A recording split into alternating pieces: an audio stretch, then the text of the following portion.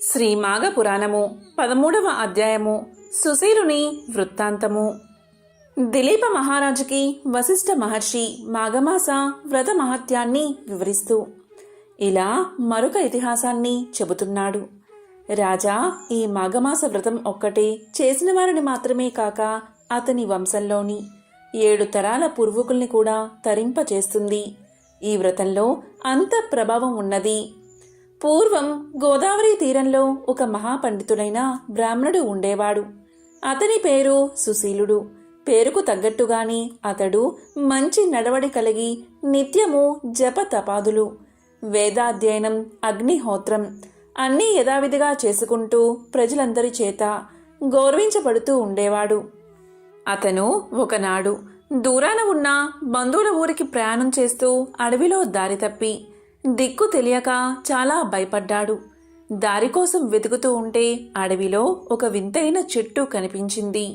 అది ఒక రాక్షస వృక్షం. ఆ రాక్షస రూపానికి కాళ్ళు చండ్ర చెట్టు మొదలులా ఉన్నాయి. పైభాగమంతా వికృతమైన రాక్షస ఆకారంలో కనిపిస్తుంది. దాన్ని చూసి చాలా భయపడిపోయిన సుశీలుడు దేవుణ్ణి ధ్యానిస్తూ భయాన్ని పోగొట్టే వేద మంత్రాలను బిగ్గరగా చదవడం ప్రారంభించాడు. కొంతసేపు జరిగిన తర్వాత ఆ చెట్టులో నుంచి మాటలు ఇలా వినిపించాయి. అయ్యా బ్రాహ్మణోత్తమా, నన్ను చూసి భయపడకు, నేను నిన్నేమీ చేసే స్థితిలో లేను అనగా వెంటనే సుశీలుడు స్థిమితపడి, ఓయి, ఎవరు నువ్వు ఈ రూపంలో ఉండడానికి కారణం ఏమిటి? వివరంగా చెప్పు అని అడిగాడు. అప్పుడా రాక్షసుడు ఇలా పలికాడు. విప్రోత్తమా, నేను 7 జన్మలకు పూర్వం నీలాగే మానవుడిగా ఉండేవాణ్ణి. నీ గోకర్ణ క్షేత్రం దగ్గర మధువజ్రము అనే గ్రామానికి నేను గ్రామాధికారిగా ఉండేవాణ్ణి. అందరి తగువులు తీర్చవలసిన నేను అందరి మధ్య తగువులు పెట్టి వారి మధ్య పొత్తు కుదుర్చేవాడిలా వచ్చి ఇటు అటు కూడా ధనాన్ని గుంజుకునేవాడిని. అబద్ధపు సాక్ష్యాలు చెప్పేవాణ్ణి. అందరికీ ఉపకారం చేస్తానని చెప్పి ఎవరికి ఏమీ చేసేవాణ్ణి కాదు. వడ్డీ వ్యాపారం చేసేవాణ్ణి. వడ్డీకి వడ్డీలు పెంచి వసూలు చేసేవాణ్ణి.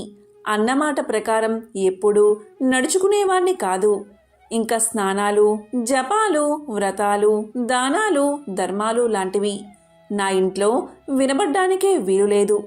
ఈ ఇంట్లో దేవతార్చన ఎప్పుడూ లేదు. ఈ విధంగా పరమ దుర్మార్గుడిగా చాలా కాలం బతికి చివరికి రోగగ్రస్తున్నై మరణించాను.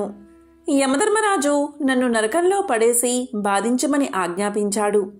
యమభటులు నన్ను చెప్పలేనన్ని బాధలు పెట్టారు. ఆ తరువాత కుక్క, గాడిద మొదలైన ఎన్నో నికృష్టమైన జన్మలు ఎత్తాను. ఇప్పుడు చూడు, నా కాళ్ళు చండ్రచెట్టు మొదల్లాగా ఉన్నాయి. దాని కొమ్మలకున్న ముళ్ళు గాలికి కదిలి గుచ్చుకుంటున్నాయి. నేను పారిపోలేను, అలాగే బాధపడలేను.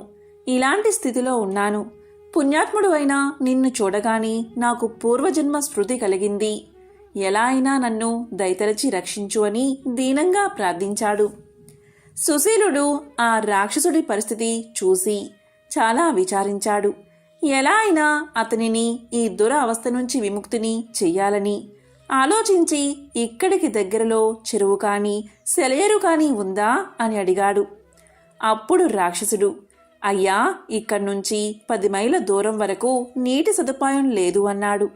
అయితే నీకు సంతానం ఉన్నదా? నీ సంతతి వారెవరైనా జీవించి ఉన్నారా అని అడిగాడు. దానికి రాక్షసుడు, అయ్యా, నాకు 4 కొడుకులు. వారు నాకంటే 10 ఆకులు ఎక్కువ చదివి పరమ దుర్మార్గులై బతికి కాలం చేశారు. నా వంశంలో 7వ తరం వాడైన భాస్కరుడు అన్నవాడు ఇప్పుడు బతికి ఉన్నాడు. వాడు మాలాగా దుర్మార్గుడు కాదు. దేవ బ్రాహ్మణ భక్తి ధర్మబుద్ధి కలవాడు అని చెప్పగా విని సుశీలుడు, అయితే సరే, నేను వెళ్ళి నీ వంశంలోని వాడితో మీ విషయాలన్నీ చెప్పి మీకు కలిగిన ఈ దురవస్థను పోగొట్టడానికి ప్రయత్నిస్తాను అంటూ మధువజ్రపురానికి ప్రయాణమయ్యాడు. అక్కడ రాక్షసుని వంశం వాడైన భాస్కరుణ్ణి కలిశాడు. అతడు సుశీలుణ్ణి మర్యాద చేసి మీరు వచ్చిన పని ఏమిటో చెప్పండి అని అడిగాడు. అప్పుడు సుశీలుడు, భాస్కలా, మీకు 7 తరాల పూర్వీకుడైన పురుషుడు స్వయంకృత అపరాధం చేత నికృష్ట జన్మలెత్తి ఇప్పుడు చండ్రచెట్టు రూపంలో రాక్షసుడిగా ఉన్నాడు.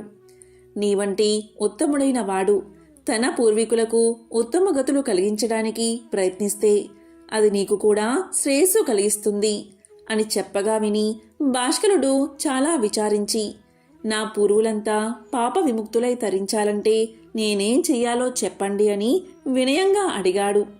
అప్పుడు సుశీలుడు ఇలా పలికాడు, నాయనా, నీ ధర్మబుద్ధికి చాలా సంతోషం కలిగింది.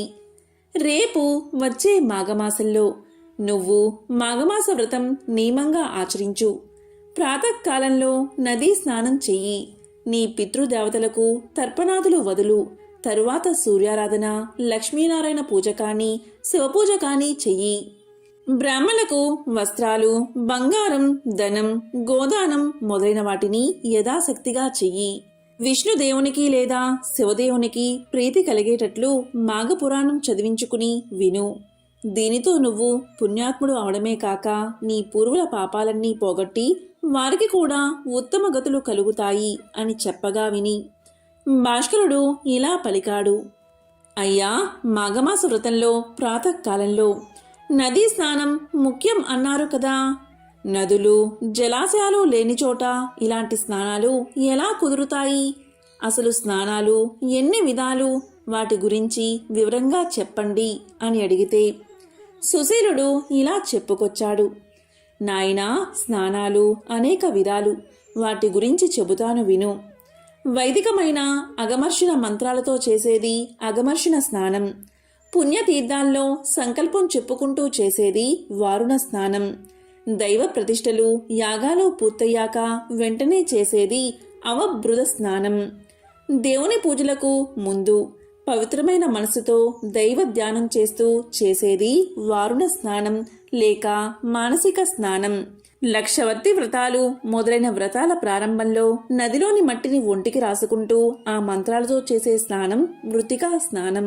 అనారోగ్యంతో స్నానం చేయలేని వారు గోవులు నడిచిన చోట ఉన్న మట్టిని ఒంటికి పూసుకుని చేసేది వాయవ్య స్నానం. స్నానం చెయ్యలేని అసక్తులైనప్పుడు విభూతిని ఒంటికి పూసుకుని చేసేది ఆగ్నేయ స్నానం. ఎండలో నిలబడి శరీర శుద్ధి చేసుకుంటే అది ఆతప స్నానం. జుట్టు, బట్ట తడిసేదాకా నీళ్లు పోసుకుని ఆపై శరీరాన్ని తడిబట్టతో తుడుచుకుంటే అది కాపిల స్నానం. ఇలా స్నానాలు అనేక విధాలు. ఆరోగ్యంగా ఉన్నవారు మొదటి 5 స్నానాలను సందర్భాన్ని బట్టి చేయడం సర్వదా ఉత్తమం. మిగిలినవి అవసరం కొద్దీ చేసేవి. స్నానం అనేది శరీర శుద్ధి కోసం శరీరం శుద్ధి చేసుకోకుండా దైవారాధనలు చేయకూడదు. స్నానం చేసేటప్పుడు కేశవాయ నమః, నారాయణాయ నమః, మాధవాయ నమః అని దేవుడి నామాలు ఉచ్చరిస్తూ 3 సార్లు ఆచమనం చేస్తే మన మనస్సు కూడా శుద్ధి అవుతుంది. అప్పుడే మనం దైవ ధ్యానానికి కానీ దైవ పూజకు కానీ అర్హతను పొందుతాము. బట్టలు లేకుండా స్నానం చేయకూడదు. సూర్యోదయానికి ముందే జలాశయాలలో స్నానం చెయ్యాలి. దర్భలు తగిలిన నీళ్లతో స్నానం కూడా చాలా పవిత్రమైనది. స్నానం చేసేటప్పుడు సంకల్పం చెప్పుకోవడం చాలా ముఖ్యం. సంకల్పం చెప్పుకోకుండా చేసే స్నానాలు, దానాలు మంచి ఫలితాలను ఇవ్వలేవు. రథసప్తమి, మహాశివరాత్రి మొదలైన పర్వదినాలలో ఆయా దేవతల గురించి కూడా ప్రార్థన చేసి తర్పణాలు ఇస్తే ఆ దేవతలు ఎంతో సంతోషిస్తారు అని సుశీలుడు భాస్కరునికి అవసరమైన విషయాలన్నీ చెప్పాడు. మాఘమాసం రాగానే భాస్కరుడు సుశీలుడు చెప్పినట్లు మాఘమాస వ్రతాన్ని ప్రారంభించి నియమనిష్ఠలతో 1 రోజులు వ్రతం చేశాడు. దానితో అతని వంశపూర్వులు 7 తరాల వారు పాపరహితులై పుణ్యలోకాలకు పయనమయ్యారు. వారందరినీ తరింపచేసిన పుణ్యానికి మాఘమాస వ్రతం చేసిన పుణ్యం తోడుకాగా భాస్కరుడు కూడా బతికి ఉన్ననాళ్ళు ఆయురారోగ్య ఐశ్వర్యాలతో తులతూగి చివరికి వైకుంఠ ధామాన్ని చేరుకున్నాడు. అందుచేత మాఘమాస వ్రతం చేసిన వారికే కాకుండా తరతరాల వారికి పుణ్యం కలిగించి ఉత్తమ గతులను ప్రసాదిస్తుంది. శ్రీ మాఘ పురాణము 13వ అధ్యాయము సంపూర్ణం.